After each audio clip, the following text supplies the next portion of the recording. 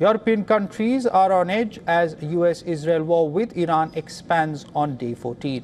While France has committed only to defensive action, Spain and Italy have voiced their opposition to the regional escalation. France has suffered its first military loss in the West Asia conflict.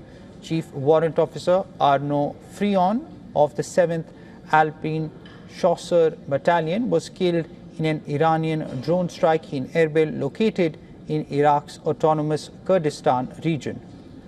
President Emmanuel Macron confirmed the death and said several soldiers were also injured in the attack. Calling the attack unacceptable, Macron stressed that French forces were deployed in the region to only fight terrorism. In another attack, French military claimed 2 drones hit Malakara base in Iraq, where coalition troops were training the Iraqis, injuring 6 people. As part of the anti-jihadist coalition, France has joined Italy and other countries to train members of the Kurdistan security forces.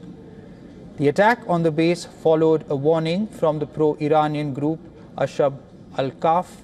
On its Telegram channel, the faction declared that French interests in Iraq would be targeted after the arrival of a French aircraft carrier in the area of operations of the US Central Command.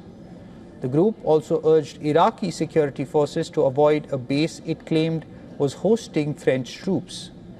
Now, according to the French government, nearly 20,000 French nationals have been repatriated from West Asia since the conflict erupted on February 28th.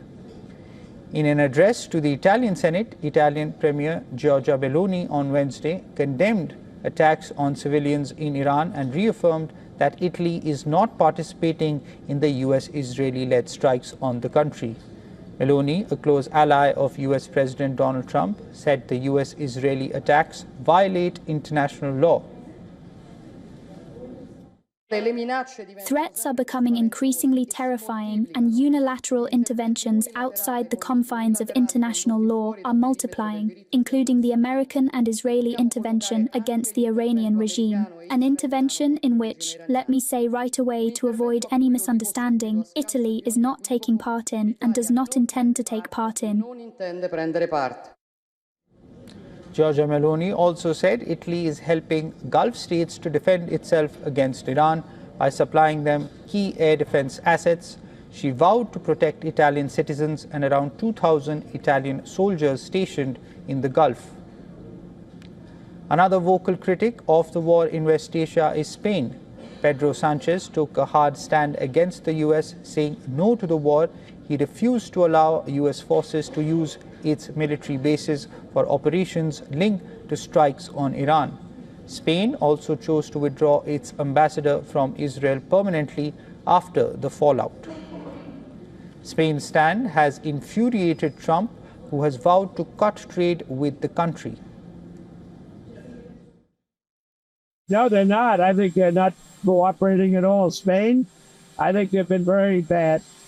Very bad. Not good at all. We may cut off trade with Spain.